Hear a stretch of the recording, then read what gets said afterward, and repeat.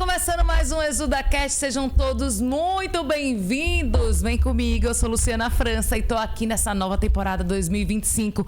Se você ainda não segue a gente, tá marcando, tá perdendo tempo, vai no nosso canal do YouTube da Faculdade Exuda, porque esse podcast é feito com muito carinho pra você aí, ó, que quer ser aluno do Exuda, que é aluno do Exuda ou que simplesmente gosta de navegar e aprender de uma forma leve, gostosa. Então é só colocar aí Faculdade Exuda no YouTube, no Spotify, por exemplo, você pode colocar ExudaCast, no YouTube também ExudaCast. A gente também tem o Instagram @ExudaCast.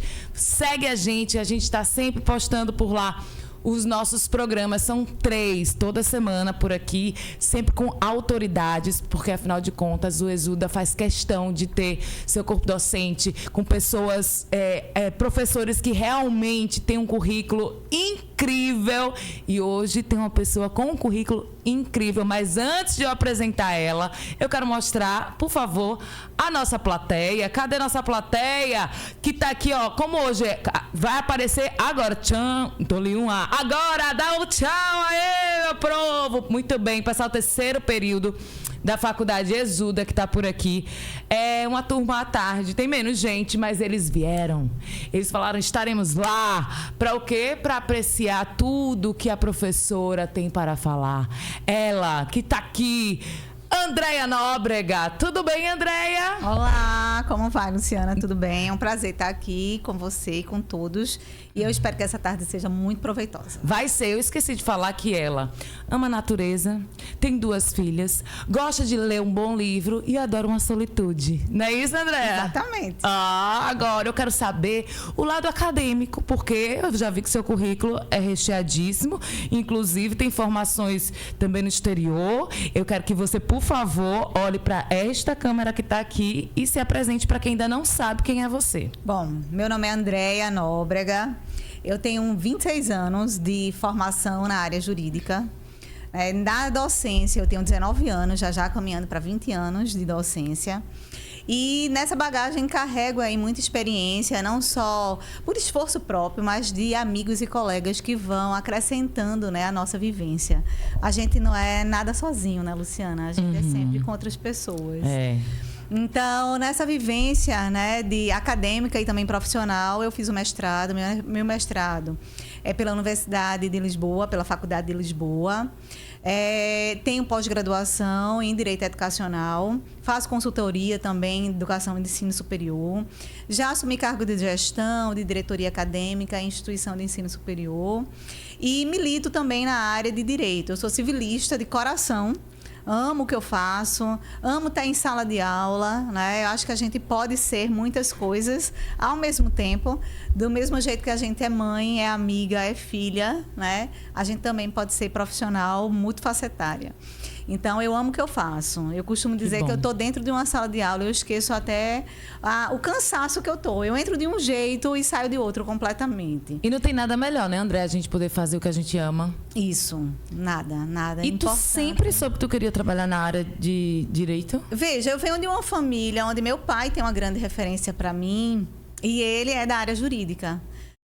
E não me via fazendo outra coisa, a não ser trabalhando em cima dos passos que ele aos poucos foi construindo, né? Ele milita até hoje, é de uma outra área, ele é penalista, ele não é civilista, mas aos poucos, mesmo que a gente não tenha a mesma área, vai se plantando uma construção do ser profissional, né? Então, ele é um homem muito forte. Minha mãe também é uma referência de uma grande profissional, de uma mulher muito lutadora. Também da área? Não é da área, é de outra área, mas é uma mulher que sempre trabalhou. Então, eu venho de uma família de grandes referências de 2 profissionais, cada um em áreas diferentes, mas que lutam a cada dia e gostam do que fazem. Que bom.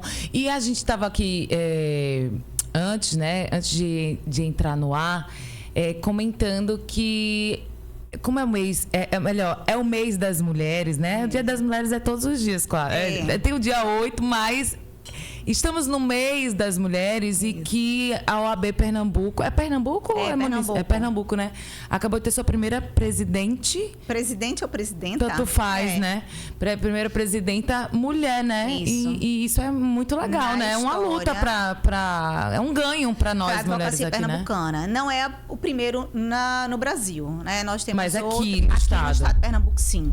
Nós já tivemos algumas vices, né? Mulheres vice, mas agora a gente tem tanto uma vice como uma presidente, que é exatamente 2 mulheres. Então, é uma conquista não só para a categoria profissional, né, da advocacia pernambucana, mas é uma conquista para todas as mulheres, seja da área de direito como qualquer outra área, né? Porque a gente está ocupando os espaços, que são espaços para todos. Eu não costumo dizer que a mulher quer onde que ela vai onde ela quer, não. Ela vai onde ela pode ir, onde ela deseja ir, onde ela cava os espaços para ir. E deixa eu aproveitar então para te perguntar, você sente... hoje a gente vê muito mais advogadas, né? Mas você acha que ainda existe preconceito na área com mulher? Eu penso que sim, sabe? Eu acho que a gente tem, principalmente na área jurídica, uma área muito tradicional. Uma área tradicional muito masculina, mais masculina do que feminina. Embora os bancos universitários, há muitos anos, vêm muito mais recheados por mulheres, por estudantes mulheres do que homens, né? Uhum. Mas, assim, ainda é um reduto tradicional. E eu acho que isso demonstra, né, a ideia de somente agora, em 2025, a gente ter a primeira presidente no estado de Pernambuco de uma OAB, aqui na seção na seção de Pernambuco, demonstra que ainda é um espaço muito marcado, né, por homens. Sim. Então, acho que sim. Acho que a gente vem quebrando esses espaços, digamos assim, né, de poder mais masculino do que permitir, portanto, toda essa pulverização de que todos nós podemos contribuir, homens ou mulheres, podemos contribuir, né? Cada um com a sua força de trabalho, cada um com a sua beleza, né? Que somos todos seres humanos. Uhum. E eu acho que sim, eu acho que existe ainda muitas barreiras a serem quebradas, né? Eu acho que é importante isso. E o nosso bate-papo hoje é sobre o direito do consumidor. Isso. Mas eu não podia perder esse gancho inicial para falar um pouco de nós mulheres, né? E enaltecer, porque hoje em dia nas graduações, nas faculdades, a maioria é mulher. É mulher. A mulherada tá indo com força, querendo mesmo se qualificar. Isso é tão bonito de ver. E aí, André, curiosidade, na área do direito, por exemplo, direito penal é mais homem? Tem áreas do direito onde as mulheres se sentem mais à vontade ou se... Como é que fala? Se identificam mais. A área de direito penal ainda é, talvez, um reduto muito mais masculino. Uhum. Mas nós temos, sim, várias mulheres, né? A área de direito civil é uma área bastante misturada, digamos assim, tá? Mas a gente vê muito mais mulheres numa área de direito de família, de direito das sucessões. São áreas que talvez a gente encontre muito mais mulheres do que no direito penal. O direito tributário também é uma área bem árida, talvez com um percentual maior de homens do que mulheres. Que leva mais exata, será? Exato, mas isso tem mudado muito. Eu tenho grandes amigas na área de direito penal, eu tenho grandes amigas na área de direito tributário, previdenciário. Então, assim, existem áreas mais que a gente percebe uma preferência mais do feminino, né? Talvez até na área de direito de família, por uma relação mais maternal, mais uma questão de envolvimento no sentido de percepção do outro. Talvez habilidades mais femininas, talvez, né? Sim. E algumas habilidades mais masculinas voltadas para a área de segurança, para a área que envolve aí o direito penal, o direito criminal, né? Que são áreas de maior tensão, digamos assim, que tem uma pegada mais policial, mais voltada para crimes. Então, talvez as mulheres não se sintam tão à vontade. Mas a gente tem bastante referência no Estado também nessa área de direito criminal. As mulheres estão abrindo espaço. Isso é ótimo. É a grande verdade. Isso é maravilhoso. Deixa eu ser bem mulherzinha aqui agora. Bora lá. Eu acho tão lindas as advogadas. Eu acho que vocês se vestem tão bem, tão chique, tão poderosas. Eu tinha que dar essa pincelada nisso. Mas é porque cada área tem um jeito, um estilo. Tem as médicas, tem... Mas eu olho assim, toda vez... Eu tenho várias amigas que são formadas em direito e as advogadas. Eu acho que vocês têm um glam.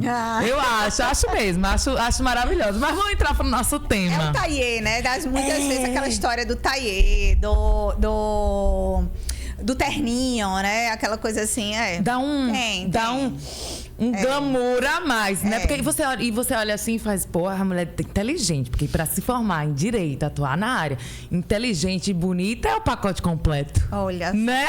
Mas eu acho que isso também tem mudado, sabe? Da ideia de desconstrução. Eu sei que cada área tem uma percepção, né? De como se vestir, de como estar, de como ser, né? Mas isso também eu acho que vem mudando. Por exemplo, os cabelos cacheados. É a primeira coisa que eu fiz quando a gente se viu, eu fiz as cacheadas. Somos cacheadas. Então, assim, o cabelo cacheado tem uma descontração que talvez numa área mais tradicional, né, do direito, desconstrua essa realidade, né? Então, até isso a gente está desconstruindo. Isso é muito legal. Eu fiz transição, porque antes era aquele negócio, né? Tinha cabelo liso e tal. E aí, com o tempo, eu fiz transição pra voltar meu cabelo cacheado. Nem sabia mais como era o meu cabelo. E aí, uma colega minha falou assim, mas cabelo cacheado parece que tá sempre desarrumado. Aquilo bateu assim. Eu fiz, não, mas dá pra gente estar com o cabelo cacheado, bem definido. Hoje tem produtos, tem isso e aquilo. O mercado é muito abrangente. E vamos falar então do mercado. Bora. Vamos falar desse mercado consumidor aí, que... todos nós estamos inseridos, né? Porque... somos todos consumidores. Todos consumidores. E aí, quando me veio esse tema, né? Essa pauta, direito do consumidor, que eu fiquei sabendo qual é o dia... Dia 15 agora. 15 de março. Dia do consumidor. Dia do consumidor, 15 de março. Me veio aqui à mente de...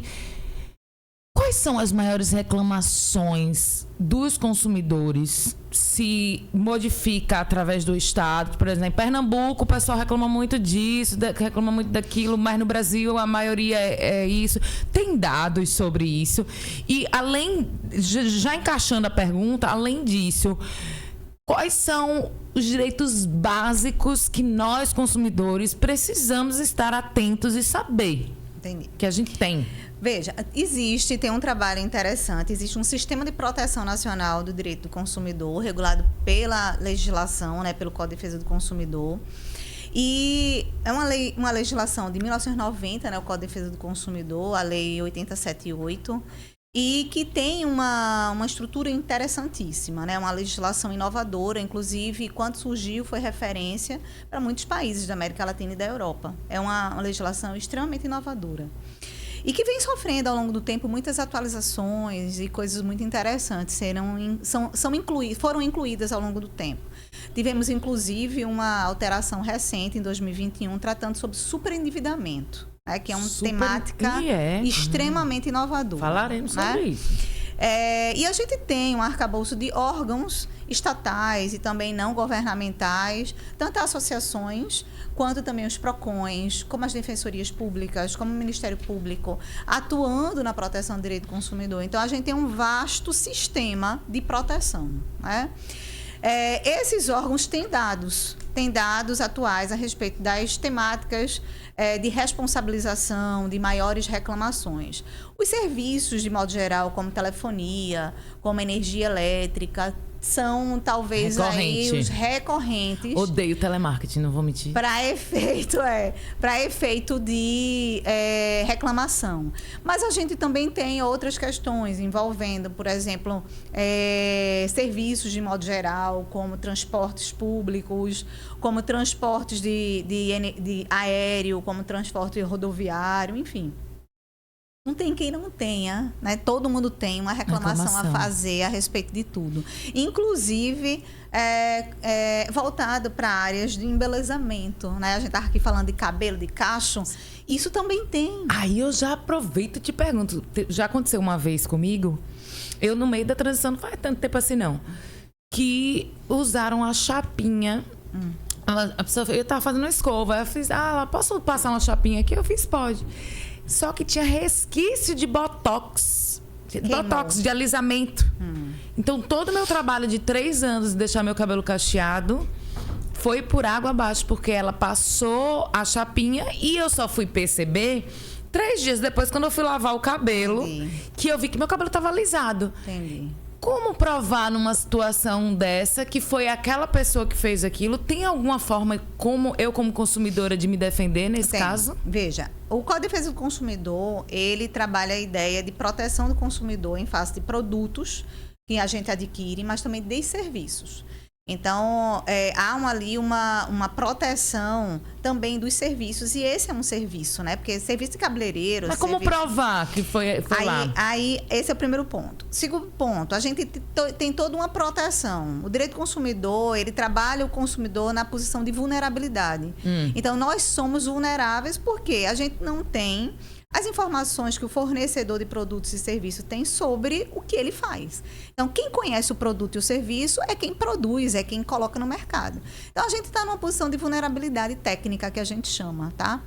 E, além do mais, a gente tem toda uma estrutura no Código de Defesa do Consumidor que protege essa questão da possibilidade, dentro de uma ação judicial, do juiz inverter quem deve provar o quê. Em regra, é a gente. Se eu alego algo contra você, sou eu que tenho que provar. Nas outras áreas do direito. Nas outras áreas do direito. Na relação do consumo, é muito comum o juiz inverter o ônus da prova, que é exatamente dizer, olha, é o salão que tem que provar que não foi fez. ele. O salão que tem que provar, nesse teu exemplo, que usou da melhor técnica, que tomou todos os cuidados necessários. Então, é o salão que teria que provar. Então você. Ô, Andréia, aí, antes você estava falando dos órgãos, né, de... proteção. Os órgãos de proteção. Seria o quê? PROCON? Os PROCONs estaduais e municipais, as delegacias do consumidor, as associações de consumidor. Quais são delegacias do consumidor? Como é que a gente sabe? Por exemplo, aconteceu alguma coisa comigo, eu não sei pra onde eu vou. Qual é o primeiro passo? Quais são os passos? Primeiro você vai no PROCON, depois que delegacia é essa? É uma delegacia comum, como as outras? Dá uma ideia para quem não faz ideia. O que a gente tem a possibilidade de fazer, né? Não existe um caminho necessário a ser percorrido, um fluxo. Quem tem uma questão envolvendo a relação do consumo pode diretamente procurar um advogado, público ou particular, pode ser quem não tem condições de pagar um advogado particular, pode ir à defensoria pública, né, na condição, portanto, de assistido pela defensoria pública. Quando você fala defensoria pública, para mim que sou leiga, é o quê? Aquele juizado de pequenas causas? Não, é o advogado, digamos assim, né, é o advogado público pago pelo Estado. Onde eu acho? A gente tem defensoria aqui na Manuel Borba. Aqui perto, aqui no nosso bairro. No centro da cidade. Exatamente. Aí você vai na Manuel Borba, como é que chama o local? Defensoria Pública. Você vai lá e fala assim, eu tô procurando um defensor público. Porque eu gosto até de aproveitar o momento para falar, porque às vezes tem pessoas que estão assistindo e que não têm a mínima noção da área jurídica. Entendi. E às vezes...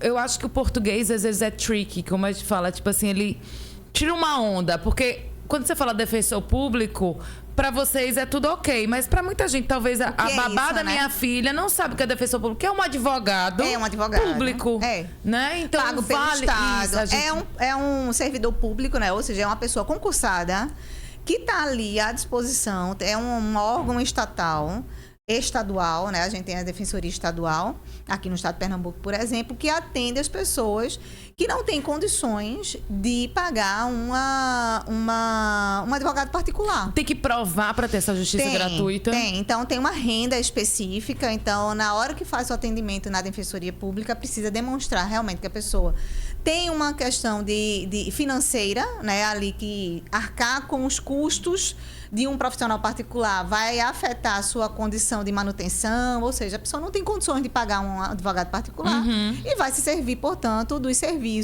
da Defensoria Pública. Perfeito. Que não serve somente para a questão do direito do consumidor.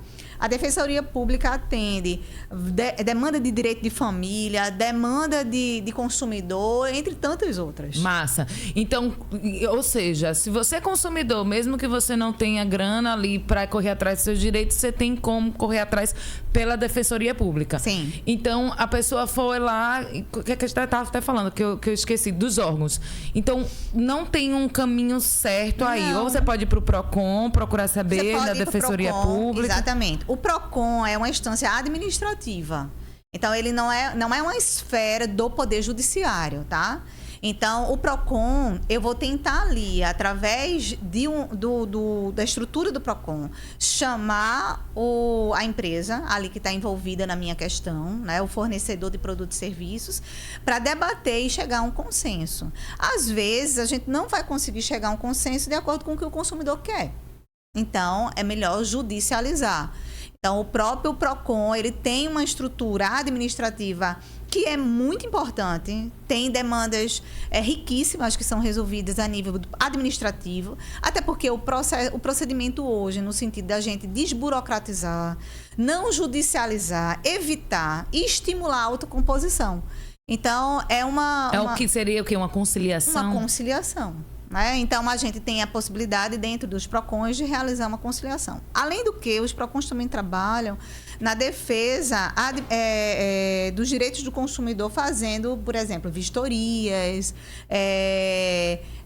inspeções em locais específicos, entendeu? Então, não é só para conciliar demandas do direito do consumidor, mas também tem todo um trabalho de ir em busca no mercado para ver se realmente os fornecedores estão atendendo bem os consumidores, entendeu? Eu já vi vários casos que você citou aí, inclusive que um dos...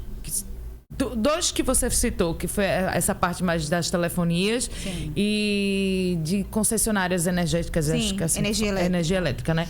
Uma é que eu vejo muita gente reclamando de ligações, que, às vezes, juro por Deus, são umas 20 ligações de telemarketing. Eu, por exemplo, no meu celular, eu coloquei tem um negocinho que é para não aceitar número desconhecido, porque me incomodava, e eu sei que muita gente se sente incomodada em relação a isso. E a qualquer hora, né? Eu já recebi 8 horas da noite. É um absurdo. Assim, eu acho que é um desrespeito ao consumidor. E eu queria entender o que a gente pode fazer com isso, porque, por exemplo, eu gostaria de não ter que colocar aqui na minha configuração isso. Por quê? Porque às vezes é alguém que tem que me ligar de um número desconhecido, pode ser algo urgente, mas por conta desse incômodo, eu tenho que configurar para não atender. Tem algo que a gente pode fazer para isso? Tem. A gente tem a possibilidade, através do Ministério Público, tá? E aí, portanto, aqui também a gente tem, né? Também no nosso bairro, aqui no centro, a central, portanto, do Ministério Público, e a gente... Como a gente está no YouTube, vale ressaltar para você aí que está assistindo a gente, que é de outro estado, que a Exuda, a Faculdade Exuda fica no Recife. Isso. Que bairro é esse? Boa Vista. É Boa Vista, né? Centro da cidade, aqui na Boa Vista. Então, tudo que a gente está falando tem um pouco a ver com isso, tá? Porque a gente... É bom dia, boa tarde, boa noite, porque YouTube é qualquer horário e qualquer local. Então, estamos no mundo. Vai. Então, nós temos aí a possibilidade de provocar o Ministério Público, porque o Ministério Público também atua na proteção do direito do consumidor e pode, inclusive, fazer inspeções, investigação, pode fazer termo de ajustamento de conduta para que o fornecedor ele cumpra o Código de Defesa do Consumidor. Mas aí, no caso, essas ligações, se eu quiser que o meu número não receba nenhum tipo de telemarketing, é possível? Veja, penso que é algo específico do seu celular. O que a gente pode fazer em relação aos consumidores de modo geral, porque isso é um fato que acomete você e todas nós, né? Todas as pessoas. Então, é exatamente provocar um órgão, que é um órgão de proteção como o Ministério Público, e atuar no sentido de chamar a empresa numa audiência e informar que está acontecendo de forma corriqueira esse tipo de procedimento e se ajustar com pena de multa. Mas aí, no caso, em relação... Vamos supor que se eu perceber que é a TIM tá me ligando sempre, mas quando são várias, não existe a possibilidade de eu, enquanto consumidor, falar assim, eu não quero que o meu número de telefone aceite seja lá qual for a empresa, não tem como fazer isso. É muito isso. difícil a gente fazer isso do ponto de vista de um consumidor, né? Eu desconheço que existe alguma... a não ser individualmente no nosso celular a gente bloquear, eu desconheço que existe algum método que bloqueie para essas empresas ligarem. O que a gente pode fazer, e aí a ideia de uma andorinha só não faz verão, né? É exatamente provocar os órgãos públicos para efeito de estabelecer uma relação com aquelas empresas que estão com procedimento inadequado, com a forma de se ajustar, dando um prazo especificamente para que não realize esse procedimento ou essa prática que a gente chama de prática abusiva no Código de Defesa do Consumidor para todas as pessoas, sob pena de multa. Então, o Ministério Público faz esse trabalho. Quais são as principais práticas abusivas? Veja, o Código dos fornecedores, né? O Código de Defesa do Consumidor estabelece uma lista que não é uma lista taxativa, é uma lista exemplificativa no artigo 39 das práticas abusivas. Então, a gente tem venda casada, né, muito comum como prática de mercado. A gente vai abrir uma conta num banco e vendem um seguro, né, embutem ali um seguro. Então, isso é uma prática abusiva, né? Ofertar serviços não é uma prática abusiva. Mas na hora que você condiciona um ao outro, né? Isso é o que a gente chama de venda casada. A gente tem ali silocupletada a condição de vulnerabilidade de alguns hipervulneráveis, que a gente chama idoso, pessoas mais frágeis, né? São crianças. Então, existe uma categoria de consumidores que são mais frágeis, mais facilmente enrolados, digamos assim, né? Mais facilmente seduzidos. Então, isso também é uma prática abusiva se você direciona o público-alvo, que aquela empresa direciona o público-alvo através de uma linguagem específica para um público específico vulnerável. Eu lembrei agora... Isso é prática abusiva.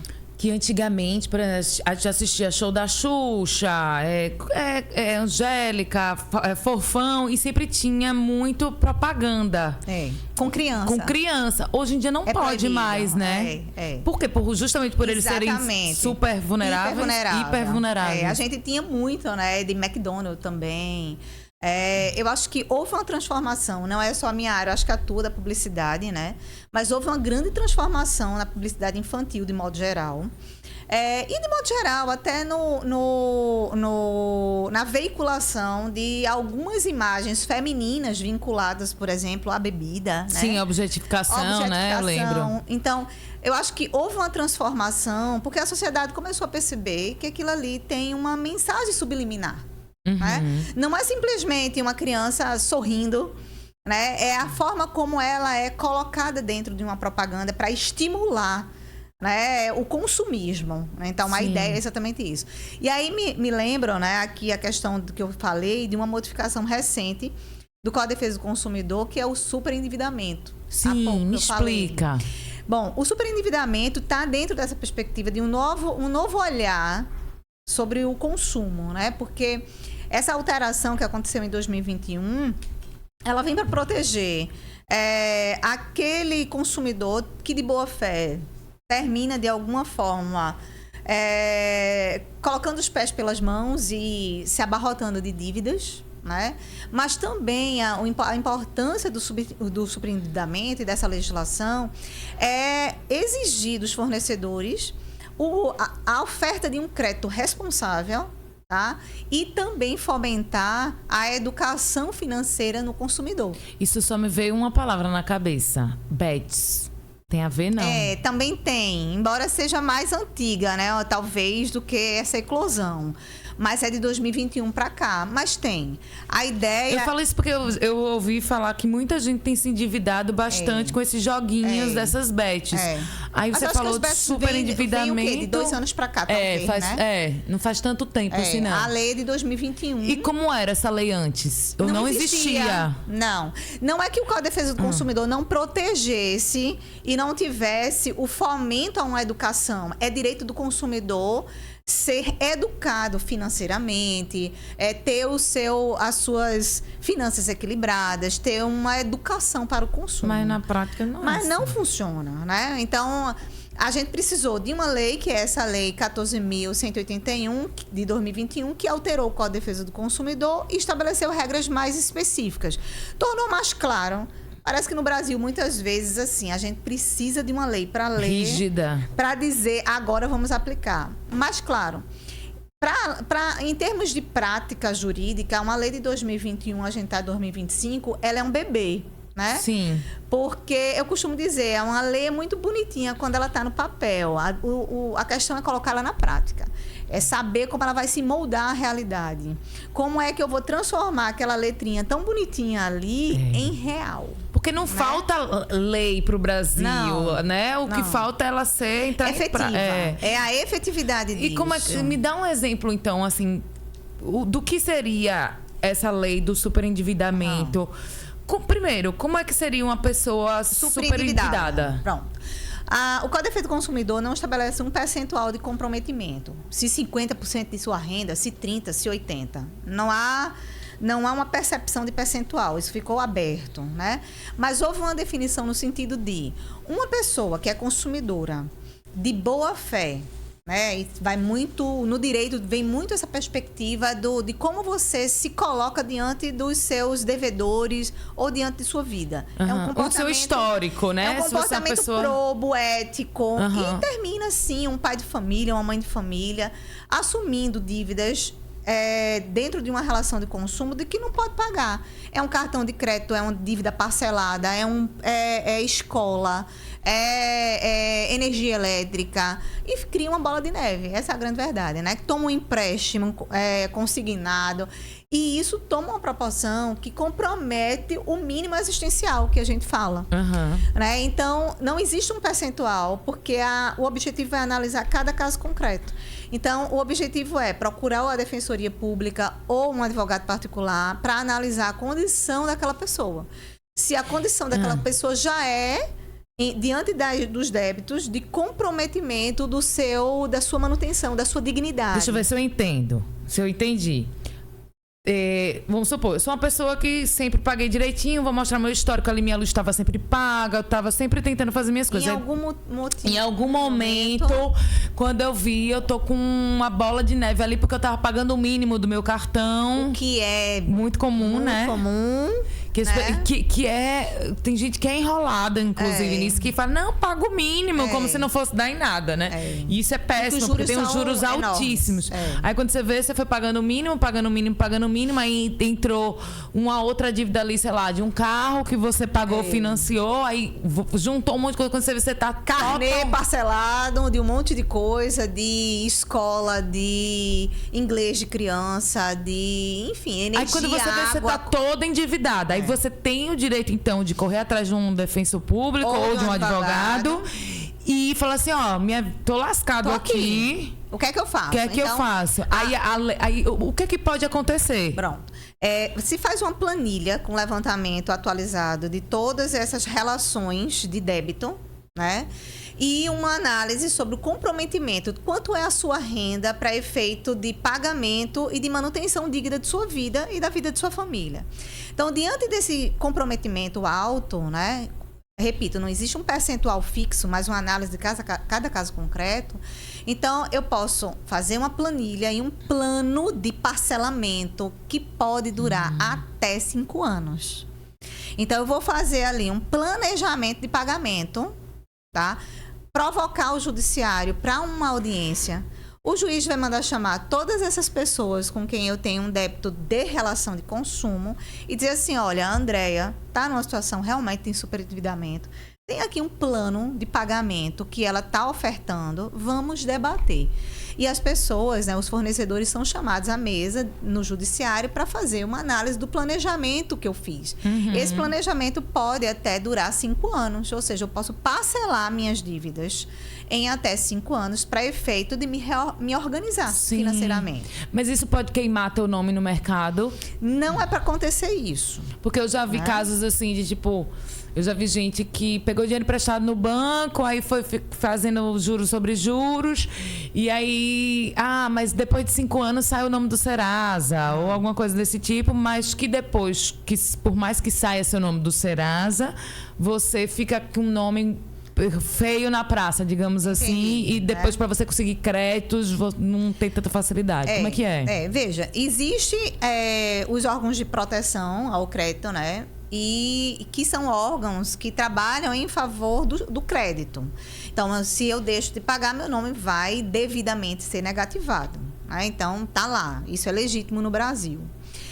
Quando eu tenho um pagamento desse débito, esse meu nome precisa ser retirado. Ou seja, eu tenho que ter meu nome limpo. Meu nome estava sujo, como a gente diz no dia a dia, e eu tenho que limpar meu nome. Também tem um prazo. Depois de 5 anos, em regra, que a gente tem aí, de modo geral, ao prazo de prescrição das dívidas. Então, depois de 5 anos, em regra, boa parte das dívidas elas se tornam inexigíveis. Sim. Então, meu nome precisa também ser retirado do cadastro de negativação. Mas a gente sabe que existe um cadastro oculto, né? Entre as empresas. Uma lista aí. Uma lista oculta, né?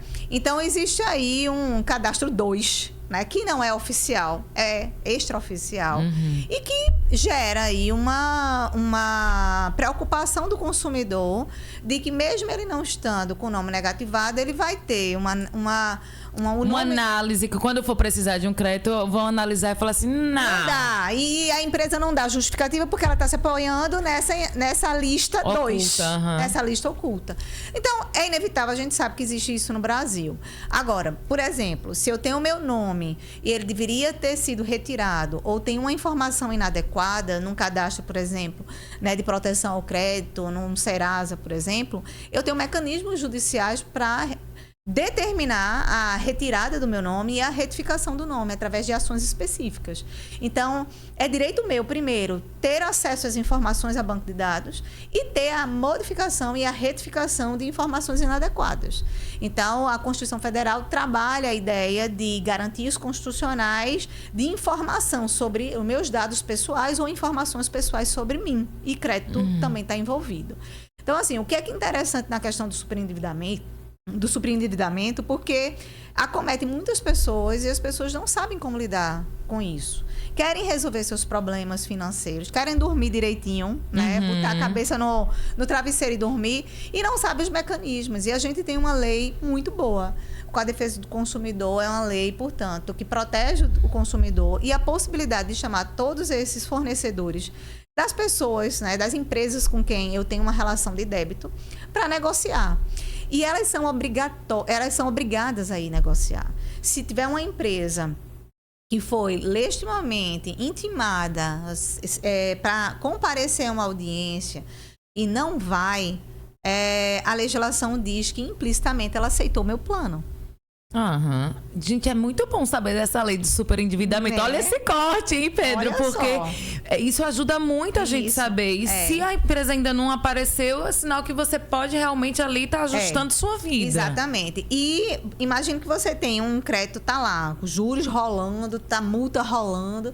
Você faz um plano, um planejamento, junto com a defensoria pública ou com um advogado particular, faz ali um planejamento, chama todo mundo na justiça para negociar, todo mundo sentado à mesa, não vai em uma empresa. Automaticamente, aquela empresa vai ter que aceitar o seu plano e, naquele momento, a dívida se torna inexigível. Há uma suspensão da exigibilidade e das consequências, ou seja, o teu juros acabou ali. Bom saber. A multa, ela estancou ali. O bom é não se endividar, tá, galera? O bom é não se endividar. Mas se acontecer, você sabe que você tem uma lei aí que pode te ajudar. E se a empresa também, ela vai sentar à mesa para negociar. Ela também quer receber, né? Ela pode também contra-argumentar, dizer que aquele plano ali apresentado pelo consumidor não dá para ela. Claro, a empresa, ela tem um crédito a receber e ela não vai engolir, talvez assim, vamos dizer, esse planejamento do consumidor de toda forma. Sim. Né? Mas ela vai ter a oportunidade de apresentar uma contra-argumentação, vai ter uma oportunidade de dialogar e chegarem a um consenso, chegarem a um acordo. Não chegando a um acordo, o procedimento segue, né? E o judiciário ali, portanto, vai abrir prazo para que a empresa apresente as suas razões por escrito para efeito de uma análise judicial para saber por que aquela empresa não aceita aquele planejamento e de que forma acha mais justo. Mas o fato é que o consumidor tem direito a, numa condição de superendividamento, fazer um planejamento e o judiciário e a legislação dá todo um suporte para a proteção do crédito. E o Código de Defesa do Consumidor, além dessa lei que foi atualizada em 2021 do superendividamento, tem alguma outra lei que vale ressaltar? Nova? Não, nessa perspectiva, eu acho que do superendividamento, eu acho que essa é a mais recente mudança, né? A gente tem, claro, alguns instrumentos no Código de Processo Civil, alguns instrumentos, como eu disse agora há pouco, de informação. Só um pouquinho mais pertinho o microfone. De informação na Constituição Federal, mas, de fato, o Código de Defesa do Consumidor é uma lei que a gente dá para trabalhar bem com ela de proteção ao direito do consumidor, né? E uma coisa que eu queria também ressaltar quando você colocou aquelas ligações de telemarketing e tal, né, de forma abusiva. Essa lei do superendividamento, né, que alterou o Código de Defesa do Consumidor, ela fala não só na perspectiva do consumidor poder negociar os seus débitos, mas também obriga os fornecedores a mudar a sua postura. Então, por exemplo, eu solicito um orçamento numa empresa ou numa financeira, ou enfim. Eu quero ali fazer uma transação relativa ao direito do consumidor e receber uma certa proposta. Essa proposta ela precisa ser mantida por 2 dias. Então, e o consumidor não pode receber ligações insistentes. E aí, me diz logo, você vai querer. Uhum. Então, esse tipo de procedimento é coibido, é vedado pela lei do superendividamento. Ou seja, o fornecedor ele precisa ter uma postura hoje completamente diversa do que existia. Ele precisa ter uma postura de que o crédito que ele pode ofertar, ele precisa ser um crédito responsável. Ele precisa saber, ao ofertar um crédito, um empréstimo, que aquele consumidor já tem outros empréstimos. E que mais um vai comprometer a renda, então ele não pode oferecer. Ou seja, é uma perspectiva, é uma mudança, como é um giro. Sabe o que aqui me veio à cabeça agora? Às vezes a gente tá andando na rua, não tem uns postes que tem empréstimo de dinheiro no cartão. Tipo assim, você pega R$1.000 emprestado, passa o cartão e vai pagando parcelado de 1.100. Entendi. Não tem, e ainda isso é bem errado, né? E ainda tem assim, não fazemos consulta do SPC Serasa. Isso é o que? Agiotismo, não? Talvez até seja, mas assim, depende da questão dos juros ali embutido, né? Mas o Código de Defesa do Consumidor, através da lei de superendividamento, ela veda o procedimento de oferta de crédito sem análise financeira. Sim, sem análise do crédito, né? Exatamente. E proíbe essa prática de vem pra cá que aqui eu não me interesso se você tá com seu nome sujo ou não. Porque a ideia do superendividamento é numa postura educativa para o consumidor, mas também uma mudança de postura do fornecedor, que quer simplesmente vender o seu produto. Mas a ideia é, você não queira somente vender o produto, venda o seu produto bem. Né? Banco oferte, mas oferte bem. Não oferte sabendo que o consumidor ele já está enforcado, porque ele não vai ter condições de pagar. Então, a ideia é exatamente não fomentar esse crédito irresponsável, que os bancos, as financeiras, elas têm uma obrigação, pelo Código de Defesa do Consumidor, de fazer uma análise de fato, se o consumidor tem condições de arcar com mais um. Entendeu? Entendi. E vamos falar aqui agora de prazo para devolução e reembolso, né? E já coloco aí também a questão do mundo digital, que hoje em dia é cada vez mais comum a gente fazer compras online. Isso. Principalmente depois da pandemia, né? Super. Aí é que ficou. Pode me chamar de garota Shopee. AliExpress. Shopee, AliExpress, Mercado... Tudo isso.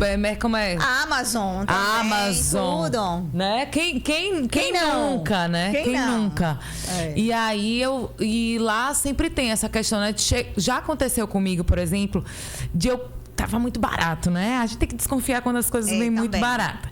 Aí tava muito barato, tipo uns vestidos. Oxe, vou aproveitar, né? Vou comprar vários. Quando chegou, era pra vir um sacolão de roupa. Quando chegou uma chiquinha de cabelo. E aí me lasquei, né? Tipo, foi errado. Porque são várias... É uma dor de cabeça, né? Super. É. E aí você tem que comprovar aquilo que não te forneceram o que você comprou. O que a gente precisa fazer? Primeiro, a gente tem as compras online, né? As compras fora do estabelecimento empresarial. Sem ser um AliExpress, sem ser um Amazon, sem ser uma plataforma dessas grandes. Em qualquer lugar que eu compro. Eu quero comprar numa loja X. A maior parte das lojas hoje tem a sua venda online e a sua venda presencial. Se a gente for no shopping, a maioria das lojas vai ter ali uma aba de compra online, né? Então, a gente tem a opção de comprar nas lojas, de modo geral, presencial, e a gente tem a possibilidade de comprar online. Então, a gente tem o Código de Defesa do Consumidor, protege e tutela as duas formas de compra. Na compra presencial, eu tenho ali a possibilidade de olhar o produto, de ver, de verificar.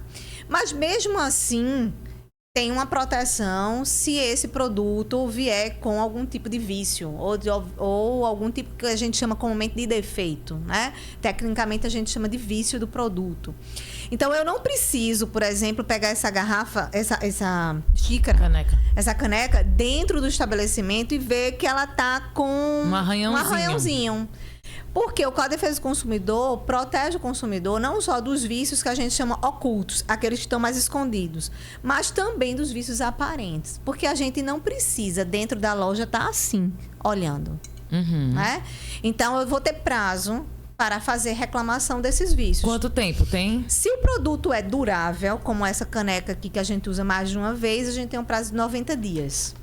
Certo. Saí com ela lá do estabelecimento. Cheguei na minha casa, eu tenho 90 dias. Para devolução. Para reclamar de vícios que sejam ou ocultos ou aparentes.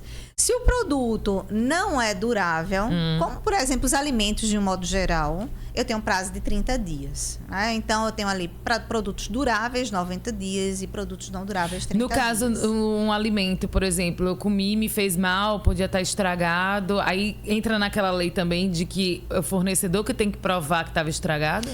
A gente tem aí chamado acidente de consumo, que aí já não é vício do produto, é um defeito. E aí, portanto, porque a gente tem um produto que está inadequado para o consumo e que afeta a segurança da gente, a segurança alimentar, a segurança da saúde. Então, a gente tem a possibilidade de entrar com ação indenizatória para efeito de pedir de dano moral, dano material, enfim, a reparação integral do consumidor. Não só em relação ao que eu paguei. Vamos imaginar que eu gastei R$40 no hambúrguer. Além do valor do hambúrguer, que é o de menos, eu tive um problema digestivo, fui parar no hospital, perdi dias de trabalho. Então, todo essa responsabilização eu vou imputar ao fornecedor do hambúrguer. Então, eu tenho ali, um dos direitos do consumidor, a proteção ou a reparação integral dos seus danos. Mas você falou, mas eu não decorei. Qual o prazo, então, para reclamar? Esse prazo para uma dos ação... duráveis. Dos duráveis é de 90 dias. 90 dias, deixa eu anotar aqui. E de não duráveis, 30. Mas, para reclamar o problema digestivo que você teve, é de 5 anos. Uau! Caramba! Mas tem que ter evidências que comprovem. Tem, mas assim, lembra que eu te falei que há ali no direito do consumidor a possibilidade muito comum de inversão do ônus da prova? Sim.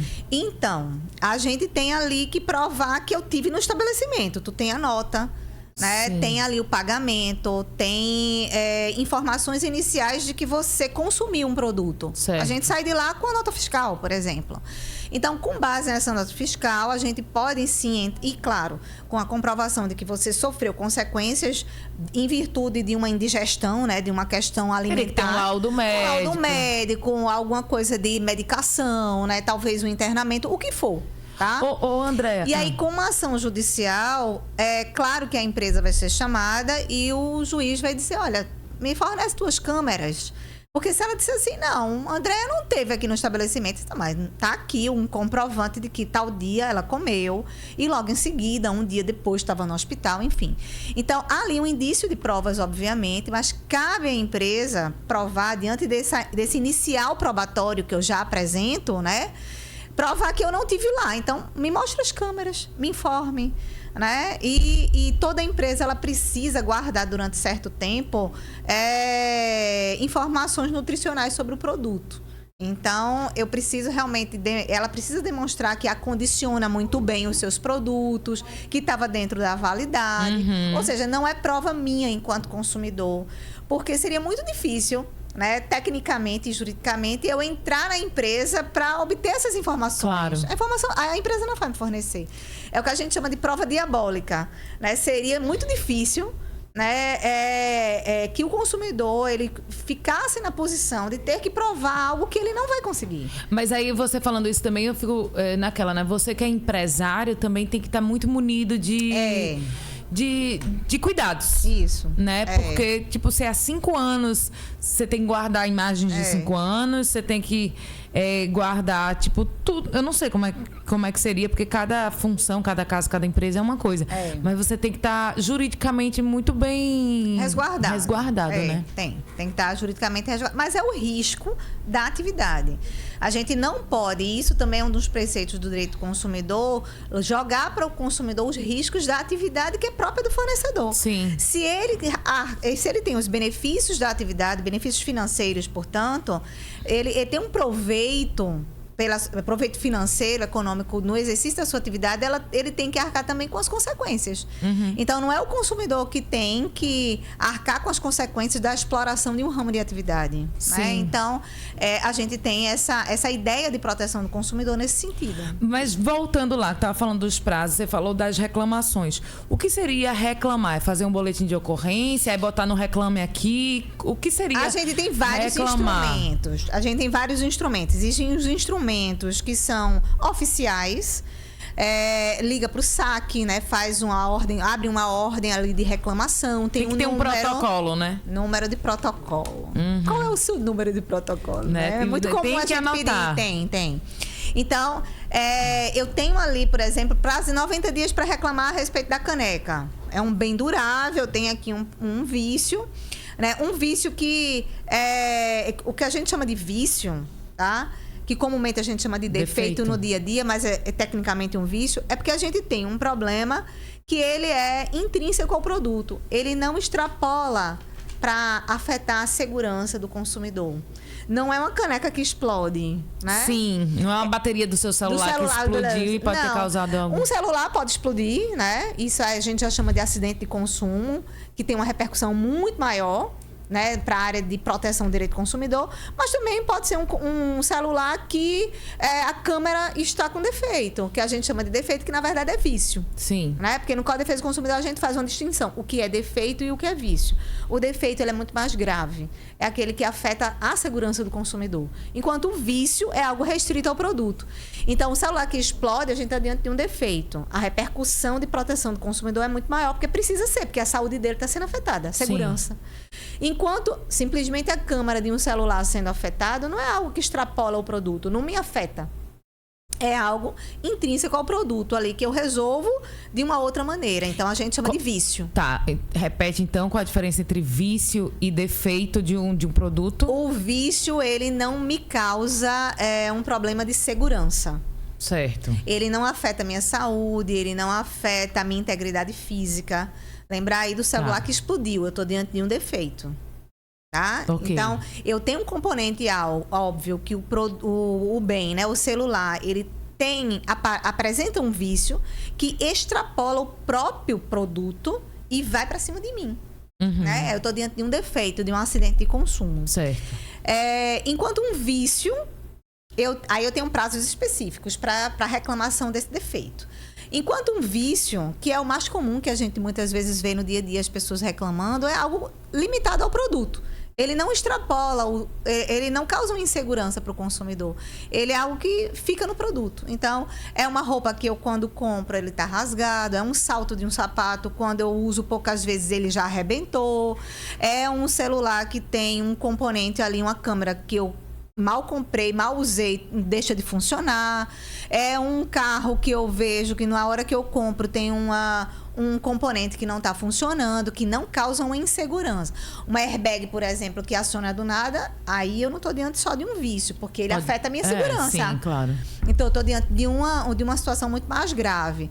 Mas, por exemplo, algo que esteja limitado ao produto, eu tenho ali a ideia do vício. E aí a gente trabalha com esse prazo, 30 dias para bens não duráveis e 90 para duráveis. Certo. Isso se aplica também, então, qualquer plataforma online? Também. Qualquer produto que a gente compre e a gente tem interesse em reclamar dos vícios. O que é que a gente tem nessas plataformas online que não tem na venda no estabelecimento empresarial, presencial? É o direito de arrependimento. Então, o Código de Defesa do Consumidor nos dá, anota aí. Anotar, claro. Direito de arrependimento. Direito de arrependimento. Então, o Código de Defesa do Consumidor nos dá, em todas as compras onde eu não estou no estabelecimento empresarial presencial, eu não estou em contato com o produto, tá? Nos dá o direito de arrepender, né? De se arrepender dessa compra. E o prazo é de 7 dias. Certo. Então, tipo, eu tô ali na Shopee, aí achei bonito um copo. Só que quando o copo chegou, eu vi que ele era bem mais grosso, não gostei muito. Eu tenho o direito de me arrepender, porque como eu não pude pegar, não pude olhar. Exatamente. Tenho 7 dias aí pra me arrepender e aí... Devolve e tem um reembolso. Devolveu o reembolso. Exatamente. Não é isso? O que é que você tem que fazer? Dentro para 7 dias do recebimento, não é da compra que você fez, é do recebimento. Recebeu em casa, tem 7 dias... para você entrar em contato com a empresa e aí anota novamente o protocolo que você está devolvendo, né? Que você fez essa devolução, exerceu o seu direito ao arrependimento. E aí eles vão ali buscar, tem toda uma atuação que a empresa pede, ou vai buscar, ou estabelece alguma forma de você devolver esse produto. Não precisa justificar. Você não precisa dizer por que você está devolvendo. Tá. Então, quando eles botam ali, por que está devolvendo? O motivo é só para eles saberem qual foi a intenção ali do consumidor. Então, às vezes, assim, alguém compra por empolgação. Aí depois viu que a fatura do cartão ficou maior do que imaginou. E se arrependeu. Está dentro do prazo? Pode se arrepender. Tá, ok. Né? Agora, é importante que o consumidor tenha consciência para não incorrer nisso de maneira corriqueira. Desenfreada, né? Desenfreada. Mas, assim, pode fazer uso desse direito de arrependimento sem nenhuma justificativa. Não pode fazer uso da roupa, do produto. Não. Aí sim, aí o produto tem que estar intacto. Certo. A gente já está com a nossa hora começando a apertar. Se tiver pergunta, já vai ter pergunta aqui da plateia. Mas eu fiz uma tarefinha assim de casa, pontuei algumas coisas. E aí eu vou trazer o que você puder fazer assim, rapidamente, dar um... Tá. A gente falou aqui de muita coisa. Muita coisa, né? Muita coisa. Não, mas vamos lá. Por exemplo, golpe. Eu tenho... Tô ali no Instagram, por exemplo, eu que sou uma pessoa informada, que já caí em golpe de loja, botando um preço bem baixo da Farm, compre não sei o que e ganhe uma mala. E depois, quando eu fui ver, não existia essa loja. Então, tem alguma dica desse golpe da Farm? Eu caí no golpe da Farm, porque era tão linda a mala. Cheia de florzinha, né? Uma coisa bem brasilidade, assim. Caramba, não, você compra, sei lá, paga 10, 15 reais e você ganha uma mala. Eu caí nessa. E aí, depois eu fui procurar as lojas, tudo, e não tinha nem o Instagram, porque como era da Meta, era do Facebook. Porque eu fiz assim, vou tentar fazer um boletim de ocorrência, pegar algumas coisas para ver se eu revejo, né, esse dinheiro e tal. Não rolou. Não conseguiu. Não, porque eu fui tentar fazer boletim de ocorrência e não estava indo. Dá muito trabalho, né? Dá tanto trabalho que às vezes a gente desiste. E aí eu te pergunto, quando você for fazer uma compra online, quais são as dicas que você dá de segurança para a gente não cair em golpe? Veja, primeiro, sempre comprar em loja confiável e loja que tem um site de selo seguro. Então, isso é importante. Importantíssimo, né? Selo seguro. Como é que a gente sabe? Tá lá embaixo? Tá lá embaixo. Então, eles não podem simplesmente fazer um desenho e botar ali, não? Pode, mas assim, já você vai se cercando de informações, né? Lojas que você já sabe que vende corriqueiramente. Não aquela loja que aparece qualquer uma que você não sabe nem quem é. Então, vai atrás do CNPJ, principalmente quando a gente tem um investimento de um dinheiro alto, né? Quando a gente tem um investimento assim, às vezes isso acontece. Não, isso é tão baratinho, porque se der certo, ótimo. Se der errado, eu gastei pouco. Às vezes a gente faz isso, né? Então, assim, é interessante se cercar de cuidados, sim. Independentemente do valor. Mas o selo de segurança, lojas já estabelecidas no mercado há muito tempo, lojas que não são lojas que surgiram da noite para o dia, né? Procurar, eu gosto muito, sinceramente, como consumidora, de olhar o Reclame Aqui. Eu gosto. Também gosto. Eu acho que é uma ferramenta eficaz. Eu coloco também assim... Por exemplo, às vezes aparece muito para mim no Instagram sites de lojas como se fosse fora do Brasil, sabe? Umas roupas bonitas. Eu coloco o nome da loja e coloco esse site é seguro no Google mesmo. Aí eles aparecem que hoje já tem sites que te diz, essa loja já tem mais de 3 anos, essa loja, isso, né? Ela fala. Tem. Mas assim, eu prefiro comprar enquanto consumidora para me cercar de maior segurança de lojas que eu já conheço, que eu sei que tem até uma loja física aqui no estado ou aqui no Brasil, que existe uma unidade, que não é uma loja fora do Brasil, né? Eu acho que isso é interessante. Buscar os órgãos de proteção para a gente saber se existe algum ranqueamento. O Reclame Aqui e outros órgãos e outras plataformas trabalham com ranqueamento de empresas boas e ruins, né? Eu acho que isso é importante. E saber que, se alguma coisa acontecer, a gente tem delegacias, a gente tem Ministério Público, a gente tem órgãos, né, de proteção ao consumidor. Então, eu acho que isso é importante. Golpes vão sempre existir, né? Ainda mais no Brasil. Eles vão se tornando cada vez mais refinados. Exatamente, né? Agora, veja, se eu recebo uma ligação, como acontece muitas vezes, né? Final de ano, ligam se passando do Banco do Brasil, se passando por Nubank, se passando por bancos para ter informações de dados do seu cartão, né? Precisa estar muito atento. Digite 2, digite 1. Isso acontece muito no final de ano, né? E muito com os hipervulneráveis. Isso, né? Aprendi também, né? Hipervulneráveis. Isso. E precisa estar muito atento porque a loja... a oficial, ela não vai se responsabilizar, né? Porque é você que está caindo num golpe. Isso é estelionato? Estelionato? Né? Então, você está caindo num golpe que nada tem a ver com a empresa oficial. Então, você não vai conseguir ir atrás da empresa oficial dizendo que você quer que ela faça o ressarcimento de uma grana porque você passou os dados do seu cartão para um estelionatário. Não passem dados do cartão. Não passe dados de cartão. E eu tenho um amigo meu que trabalhava no banco que ele sempre fala, esconda aquele CVC que tem atrás do seu cartão. Porque às vezes quando você tá ali querendo fazer alguma compra, tem gente que... Olhando. Vamos lá, vamos para outra pergunta. Vamos tentar... Que eu gosto de falar muito também, aí lascou. Débito e crédito e dinheiro, cash. Eu quero comprar alguma coisa. O fornecedor, no caso a loja, ela pode me cobrar valores diferentes se for em débito e crédito? Antigamente não, mas hoje o entendimento é que é possível sim. Você fazer valores como descontos de acordo com a forma de pagamento. Isso hoje é entendido como legítimo. Né? Porque a gente vê muitas maquininhas e aí é aquele negócio, se for no crédito tem... porque tem um percentual da maquineta, né? Os fornecedores usam muito essa expressão para dar um abatimento de valores. É possível. Certo. Preço anunciado na prateleira. Por exemplo, estava ontem na Drogazil, fui comprar uma escova de dente, uma pasta de dente, aí estava lá R$7. Quando eu fui no caixa, aí deu R$12. Eu fiz, não, tá um valor diferente do que estava na prateleira. A moça do caixa falou com a gente, foi lá, pegou, realmente estava os R$7, falou com a gerente, ela mudou na hora e eu paguei os R$7. Achei. Exatamente. A Drogazil me surpreende positivamente em várias. É o correto. É o correto. Mas então, correto a ser feito. Vamos lá, pra gente ter esse corte maravilhoso. Se tá anunciado na prateleira um valor e você chega no caixa, tá outro valor, como a loja, o fornecedor tem que proceder? O fornecedor precisa entender que houve um equívoco de algum funcionário ou do próprio sistema e precisa prestigiar a informação que foi exposta ao consumidor.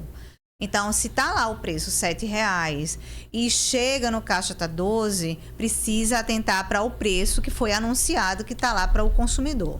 O que é que pode acontecer? Que alguns fornecedores alegam o produto, pasta de dente ou escova, enfim, tem vários modelos diferentes. Então, às vezes, algum consumidor antes de você pegou e colocou no lugar errado. Né? Então, a gente precisa, enquanto consumidor, saber que isso é real. Né? Acontece.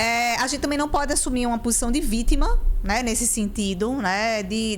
Somos vulneráveis, mas a gente precisa atentar que existe um mercado de consumo e que, portanto, a gente precisa checar aquela pasta, tal marca, com que designação, porque tem, né? Modelo, né? O modelo.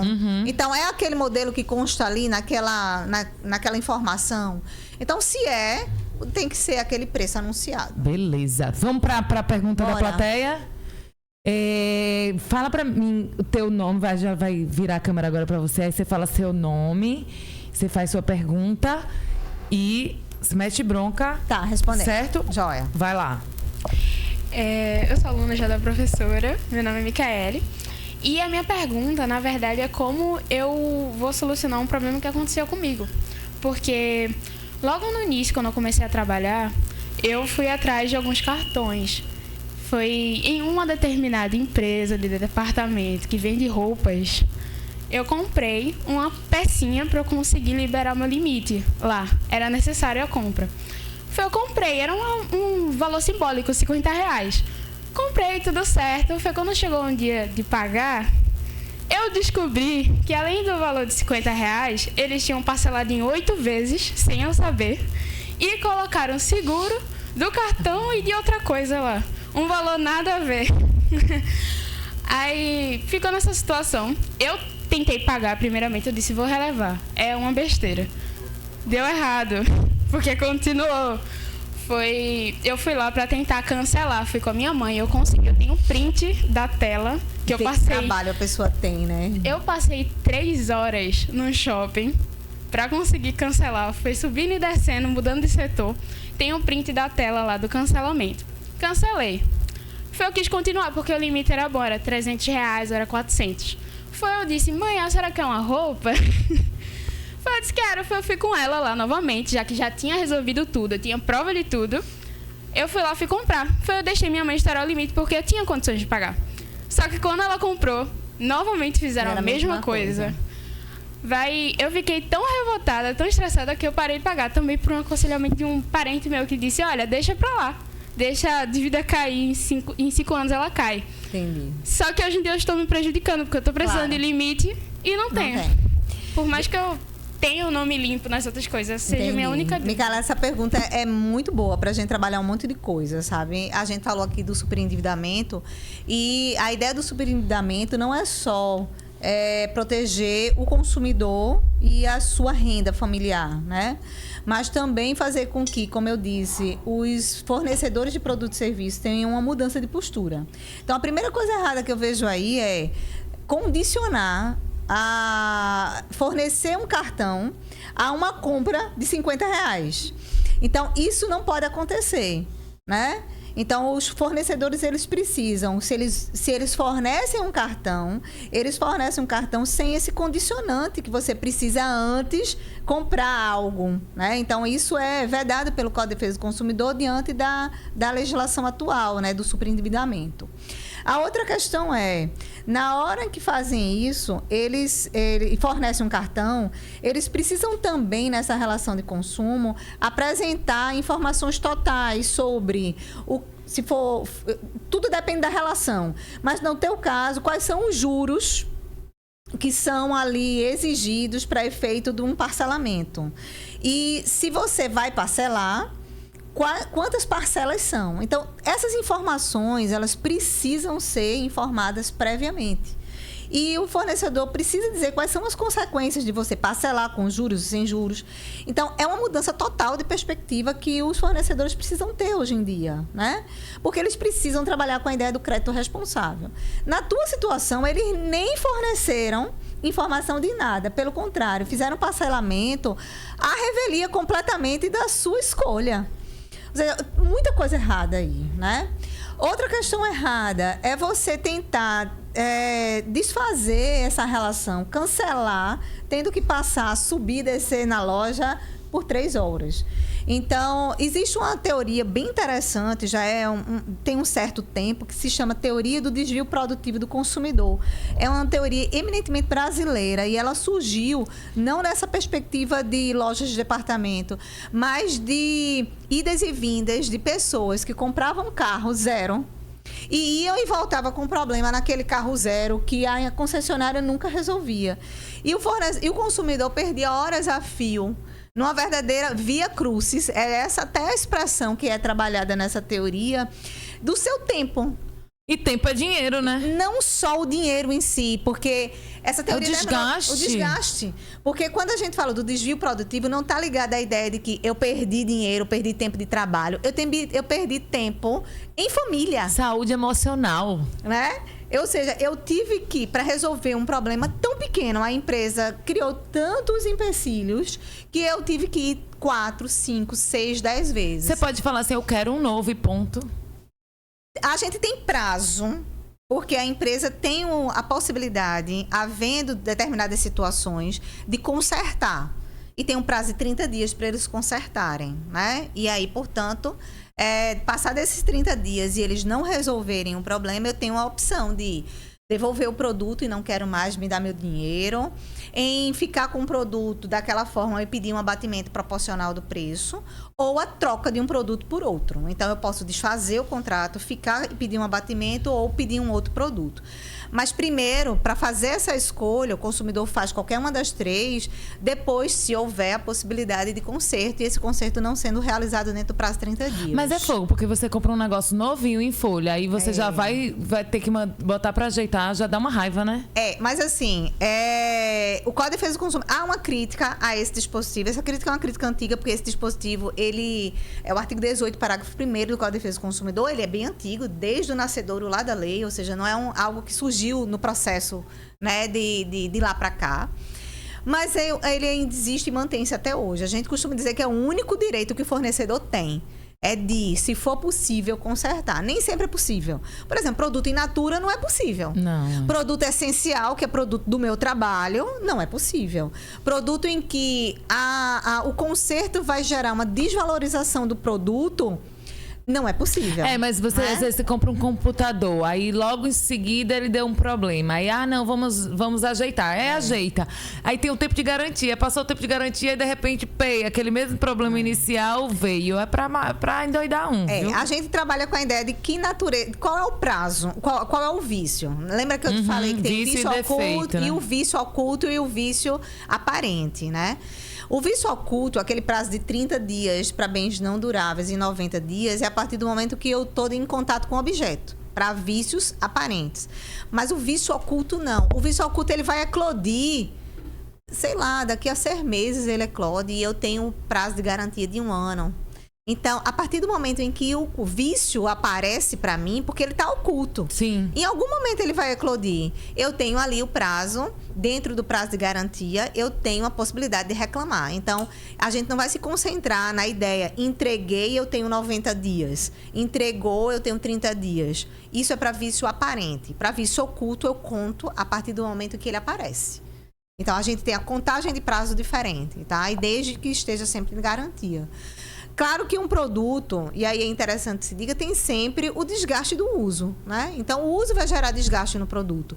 Então, a gente precisa atentar entre o que é realmente o vício e o que é desgaste natural.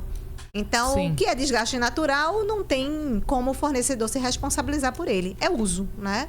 Certo. Então, assim, a ideia dessa pergunta de Micaela é bem interessante, porque trabalha a ideia do crédito e é responsável e da postura do fornecedor que precisa mudar. né? A gente sabe que a gente está no mercado e cada um quer vender seu peixe e ganhar dinheiro. E é a ideia de que cada um que defenda, né, o seu quadrado, né? Cada um que defenda os seus direitos. Mas na área de direito do consumidor, principalmente após o superendividamento, né, a Lei 14.181 de 2021, a ideia é, fornecedor, você precisa ser transparente. Você precisa ser colaborativo. Eu sei que você vende esse produto e quer vender, mas ele precisa ser vendido bem. Você precisa informar tudo. Você precisa informar a taxa de juros. Você precisa informar quais são as consequências dessa compra. E às vezes é erro também da pessoa que está trabalhando ali, né? Já aconteceu um caso comigo na Claro. Eu tinha 2 linhas. Aí eu tava... Só que tinha fidelização. Aí eu queria ficar só com uma. Ela, não tem problema, porque já acabou o seu prazo de fidelização, você pode pegar esse seu outro número e levar para outra operadora.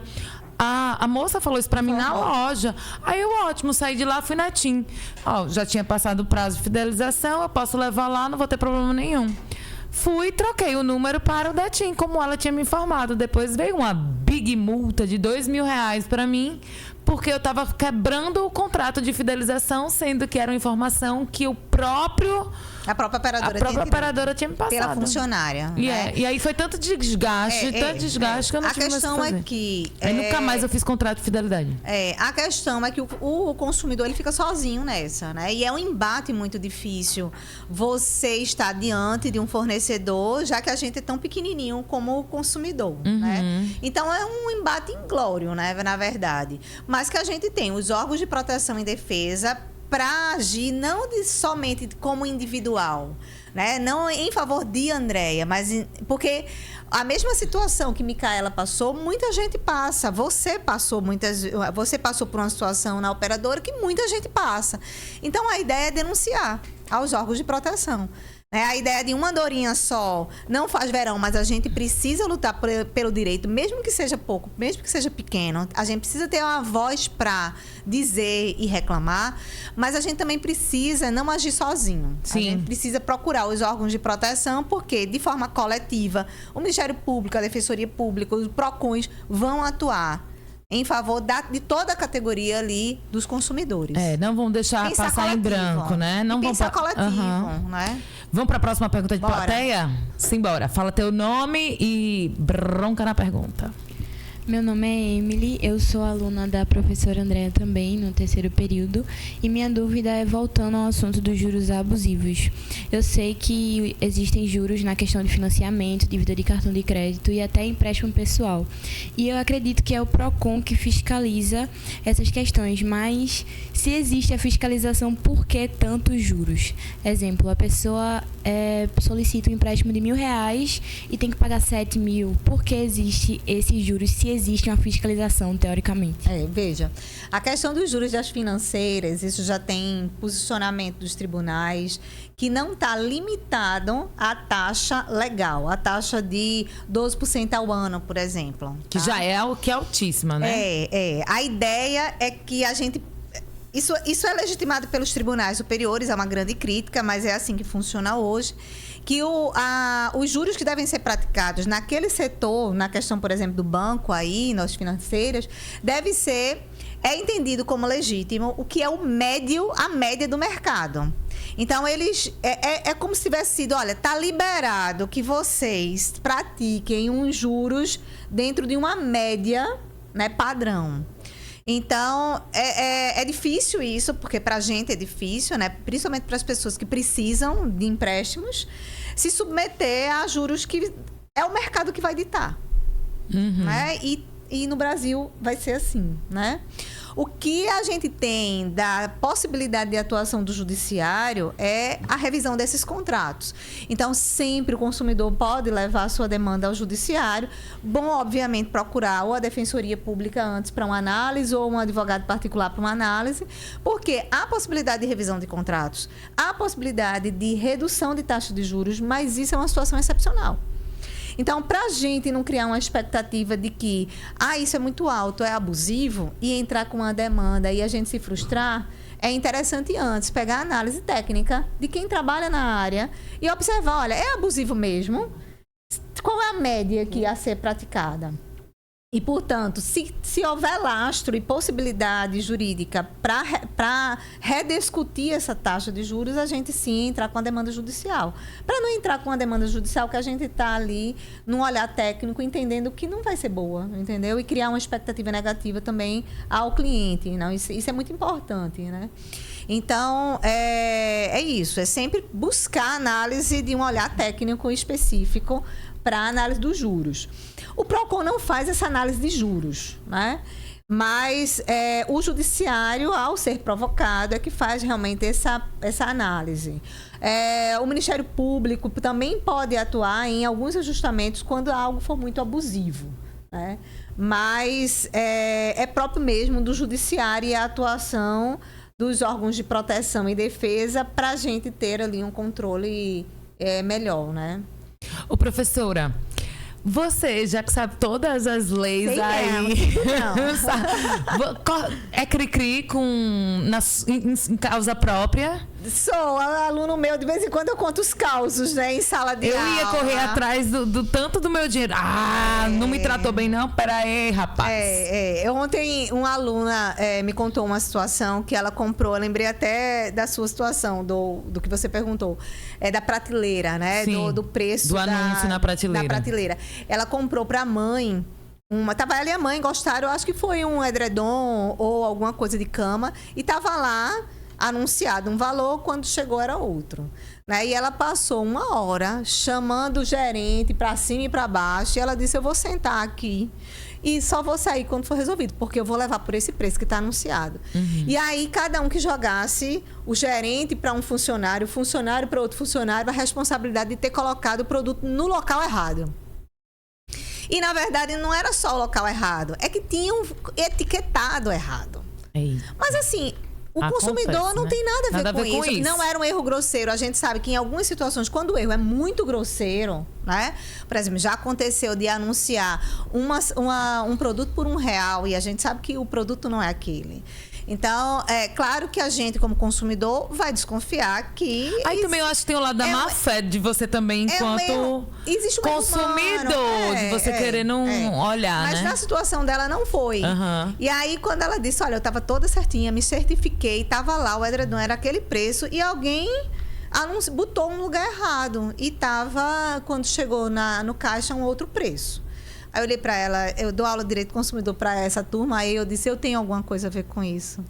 Eu fomentei em você essa beligerância.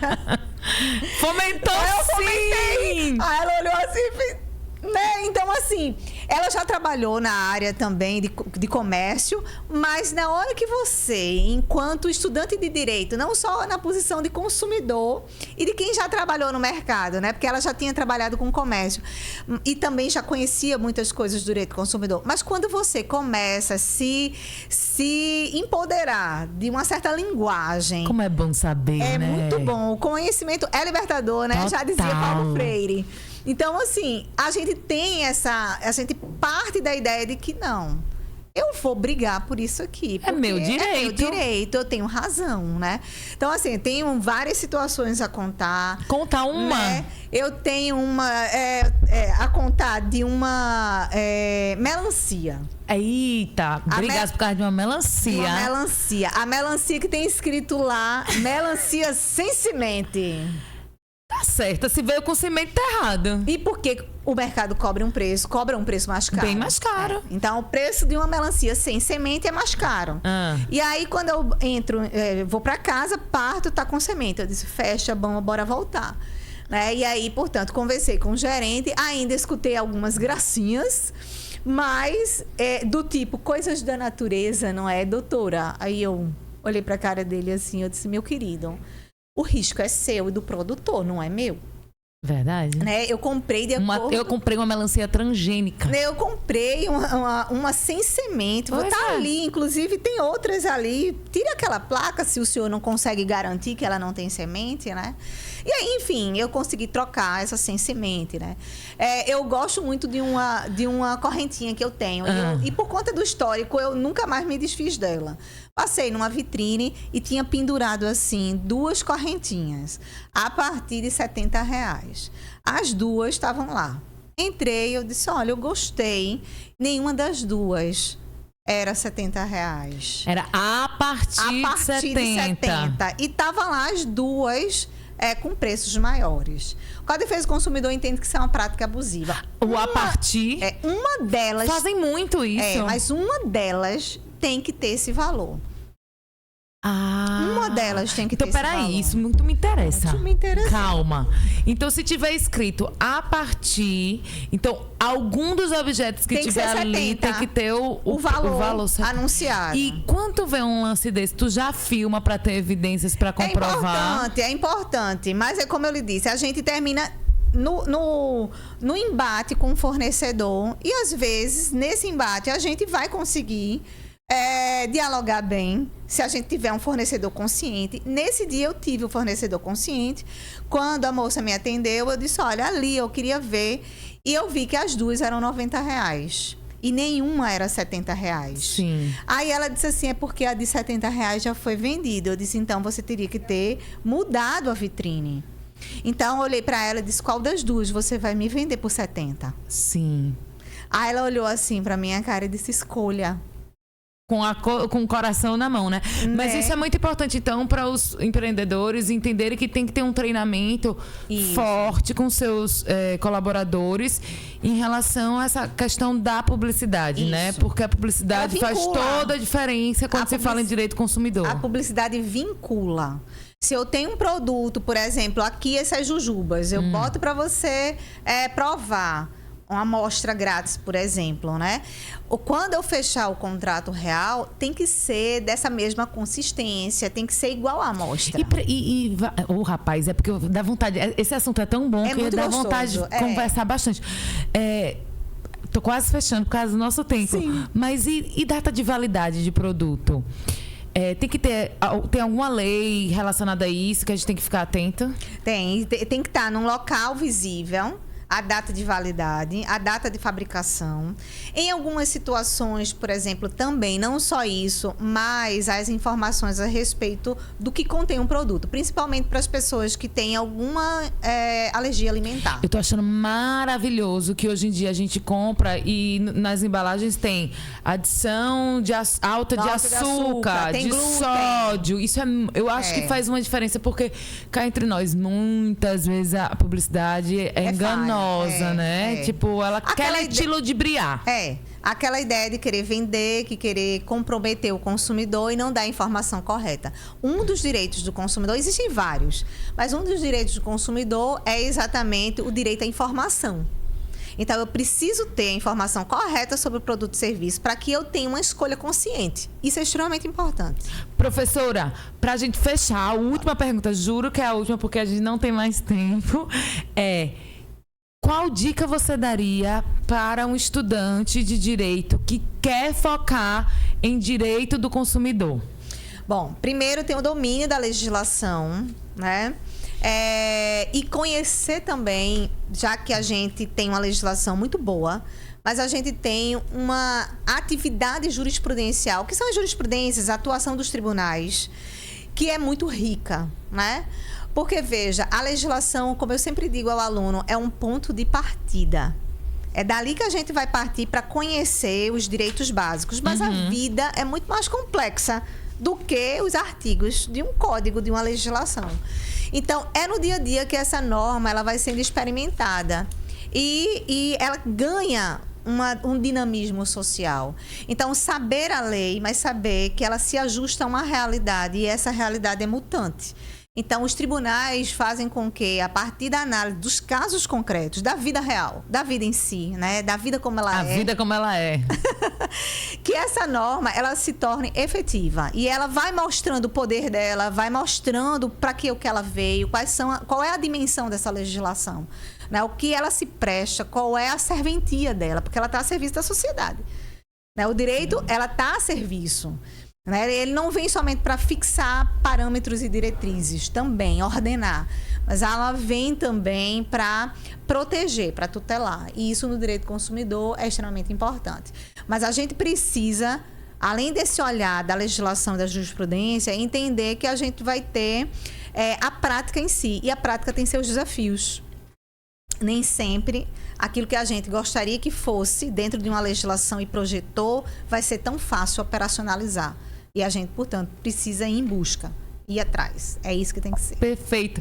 Mestre em Direito, professora da Exuda, Andréia Nóbrega, muitíssimo obrigada. Foi boa a nossa conversa, também. Não foi? Foi ótima. Aqui a gente ficava até... Tá vendo? Eu não falei pra tu, mulher? Verdade. Não é? É verdade. Vai voltar. Certeza. E ó, Absoluta. aproveita, já fala pra todo mundo aí. Compartilha aí no WhatsApp o link desse programa maravilhoso. Pede pro pessoal se inscrever. Se você ainda não segue a gente no Instagram, @ExudaCast, a gente bota por lá quais são os bate-papos que a gente vai ter. De vez em quando a gente solta uns stories. Estamos cada dia se aprimorando, né? Afinal de contas, a gente é um bebezinho, estamos engatinhando e cada vez melhor. Muito obrigada por ter participado. Segue a gente no Spotify também, ExudaCast. E se liga porque por aqui sempre tem bate-papo muito legal. Amanhã tem mais. Valeu. E agora, vai, André. Manda um beijo pro pessoal. Beijo, Tchau. gente. Tchau, tchau.